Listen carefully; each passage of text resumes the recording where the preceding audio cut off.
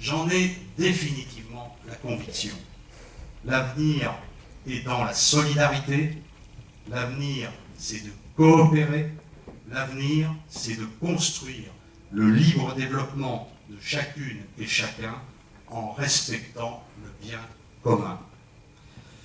Je vous rassure, vous n'avez plus longtemps à souffrir, mais comprenez que je veux y remercier aussi mon épouse, parce qu'elle construit notre histoire depuis de très nombreuses années. Claudette, je t'offre une rose de plus, rouge naturellement, d'autant que tu n'avais pas forcément signé pour ce type de parcours, mais que tu as su y faire face avec beaucoup de compréhension et aussi d'engagement. Merci à toi.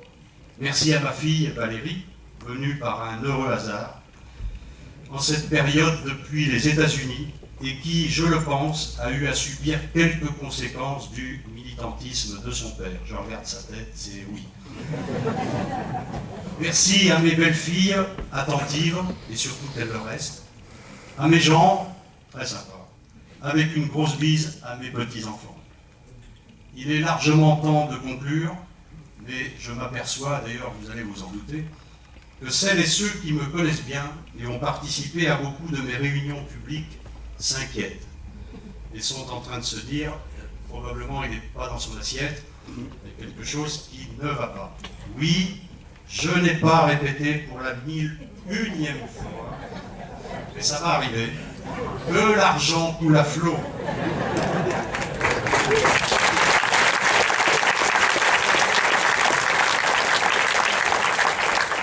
Et je le répète volontiers car, avouons-le, cela porte une vraie espérance de savoir qu'il coule à ce point.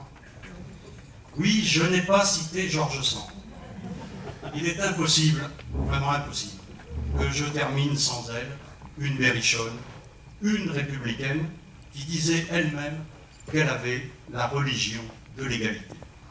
Alors, c'est l'un des plus beaux textes sur ce sujet que je terminerai, c'est sur un de ces plus beaux textes que je terminerai en le ponctuant d'une phrase de Nelson Mandela. Donc, George Sand. Vous avez entassé sophisme sur sophisme pour prouver que l'égalité n'est pas dans la nature. Et par conséquent, Dieu ne l'a pas consacrée. Voici ce qu'on vous a répondu, ce qu'on vous répondra encore. Vous cherchez vainement à confondre le sens du mot égalité avec celui d'identité. Non, les hommes ne sont pas identiques l'un à l'autre. La diversité de leurs forces, de leurs instincts, de leurs facultés, de leur aspect, de leur influence est infinie. Il n'y a aucune parité entre un homme et un autre homme. Mais ces diversités infinies consacrent l'égalité au lieu de la détruire. Il y a des hommes plus habiles, plus intelligents, plus généreux, plus robustes, plus vertueux les uns que les autres.